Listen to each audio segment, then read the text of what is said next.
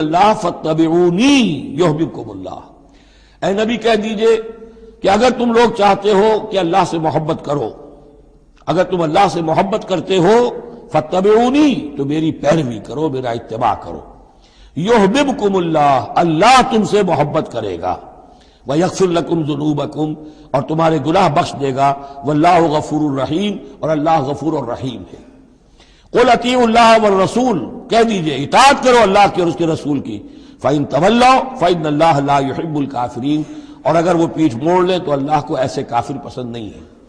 یہ دو آیتیں اس اعتبار سے بڑی اہم ہیں کہ اس میں رسول کے لیے دو الفاظ آئے ہیں، اطاعت اور اتباع۔ اطاعت اگر نہیں ہے تو کفر ہو گیا۔ اطاعت تو لازم ہے، لیکن اطاعت کس چیز میں ہوتی ہے؟ جو حکم دیا ہے یہ کرو، آپ کو کرنا ہے۔ اتباع اس سے اوپر کی شے ہے، انسان خود تلاش کرے حضور کیا کرتے تھے، اور چاہے آپ نے نہیں فرمایا کہ یہ کرو لیکن آپ ان کی پیروی کر رہے ہیں، یہ گویا کہ دائرہ وسیع ہو گیا۔ جس سے محبت ہوتی ہے اس کا انسان جو ہے اس کی ہر طرح سے اس کے ساتھ ایک مناسبت پیدا کرنا چاہتا ہے، کیسا لباس اس کا ہے ویسا ہی لباس اپنا بنائے، کیا چیزیں اس کو پسند ہیں کھانے میں وہی چیزیں خود بھی کھائے اور پسند کرے۔ تو یہ چیزیں جس کا حکم نہیں ہے، جیسے کہ ایک صحابی کا واقعہ آتا ہے کہ وہ ایک مرتبہ آئے اور انہوں نے اس وقت یہ دیکھا، ایک ہی مرتبہ آئے ہوں گے کہیں باہر سے بدو صحابی، کہ حضور کے کرتے کے بٹن لگے ہوئے نہیں تھے۔ انہوں نے ساری عمر پھر اپنے کرتے کے بٹن نہیں لگائے، حضور نے حکم تو نہیں دیا تھا، دیکھا یہ کہ محمد اس شان میں تھے اس وقت، تو پھر اس کے بعد اسی کو لازم کر لیا۔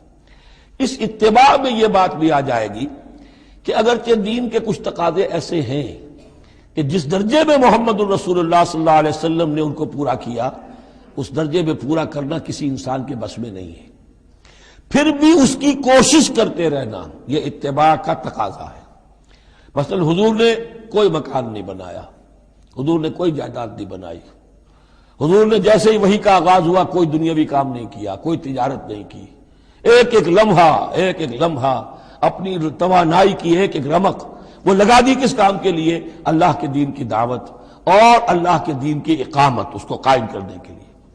اب سب کے لیے تو اس مقام تک تو پہنچنا مشکل ہے، لیکن یہ کہ آئیڈیل یہ رہے، اسی کی طرف انسان چلنے کی کوشش کرتا رہے، میکسیمم جتنا بھی اپنا وقت فارغ کرے، اپنے وسائل فارغ کرے اور لگائے اس کام کے اندر، تو اتباع کا جو ہے کم سے کم تقاضا اس وقت پورا ہوگا۔